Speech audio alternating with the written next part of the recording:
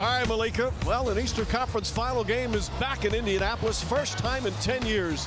Of course, it's Memorial Day weekend. Of course, it's the busiest weekend of the year. The Indy 500 tomorrow. Pacers tonight and Monday night. Here in this series, the Celtics winning the first two games in Boston. And the Pacers now looking to bounce back, but received difficult injury news today. That's going to make it even tougher.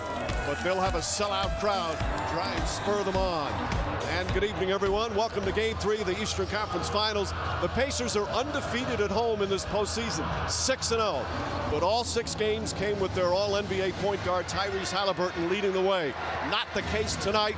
Injured his left hamstring in Game 2. So let's get the update and welcome in Lisa Salters. Hey, Lisa. Hey, Mike. It's the same hamstring that caused Tyrese Halliburton to miss 10 games earlier this season. He actually left Game 2 with about 4 minutes to go in the third quarter.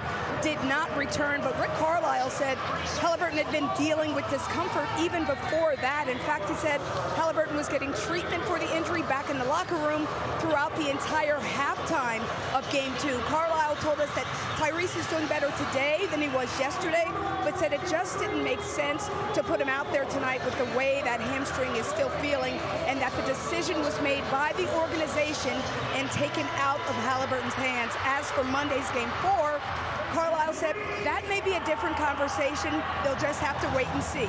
So rookie Ben Shepherd will get the start tonight. Shepherd will be the first rookie to start a conference finals game since Jason Tatum back in 2018. Mike?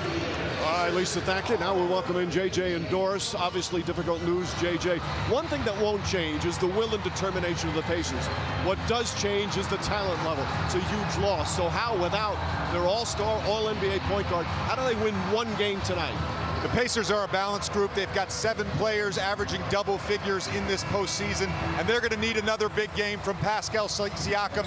He's been excellent and has had a lot of success in his matchup against Al Horford. But defensively, it's hard enough to slow the historic Boston Celtics offense.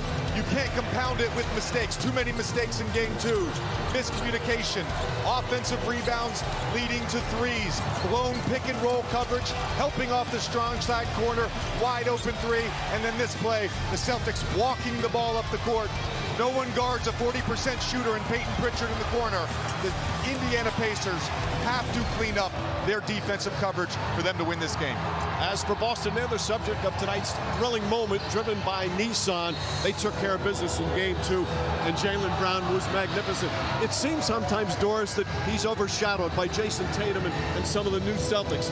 But since he was first drafted 8 years ago, you could tell he was going to be a special player. He's evolved tremendously. As a group, the Boston Celtics want to do this. They want a corner crash.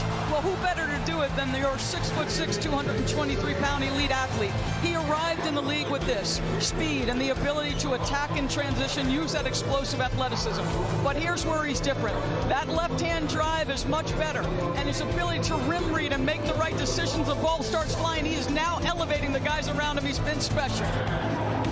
Well, it's Indy 500 weekend. What a weekend in Indianapolis. Celtics and Pacers in a race to get to the NBA Finals. They'll start their engines for Game 3 next. The NBA Eastern Conference Finals on ABC, presented by AT&T, are brought to you by Google Pixel, the only phone engineered by Google. This presentation of the NBA Eastern Conference Finals presented by AT&T will continue after this message and a word from our ABC stations.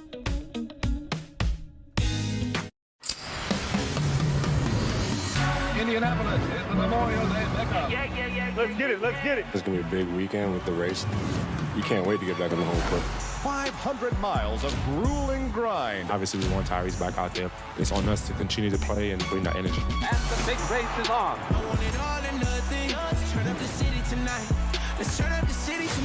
want to play better. Obviously, losing sucks. Grueling grind. And here they come. Off to a flying start. Take advantage of home court, and that's what we worked all season for, being the #1 seed, being able to take care of business here at home. And here they come. Grueling grind. Now let's go steal one in a row, or 2. And the big race is on. It's that time again. for the Boston Celtics and the Indiana Pacers. The Eastern Conference Finals presented by AT&T. Gainbridge Fieldhouse is packed. It's been a great home court advantage for these Indiana Pacers. So loud that the Celtics feeling confident coming in, including Jason Tatum, who's wearing a mic for us tonight. Derek White, my favorite part of the playoff, Game 3. Game 3. They happy to be back home. They fans came to see them. Do the little things. Rebound. Take care of the ball. And knock down some shots, baby! All we gotta do our job. 2 games on the final. One at a time. I wish I was that relaxed all the time as he gets set. And we look at our starting lineups, brought to you by Clorox.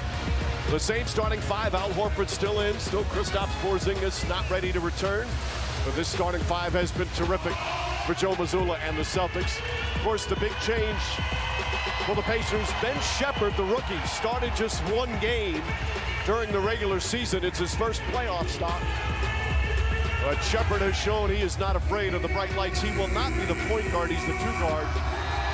Andrew Nimhard, who played a lot of point guard in college and is basically a point guard. He gets that opportunity without Tyrese Halliburton. And Doris, how many times have we seen during the course of the NBA's regular season? It seems nightly a star player is out and his teammates rally around. Somebody gets more opportunities, more shots, more minutes, and they come up with a win. This is a tough task, but we've seen it many times before. The thing I've admired most in this playoff run of this Indiana team has been their grit, their competitive toughness, particularly from their young guys.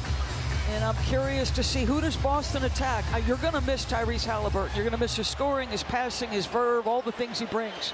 But they were attacking him. Who do they attack tonight? Well, Jaylen Brown attacks the basket on the first possession.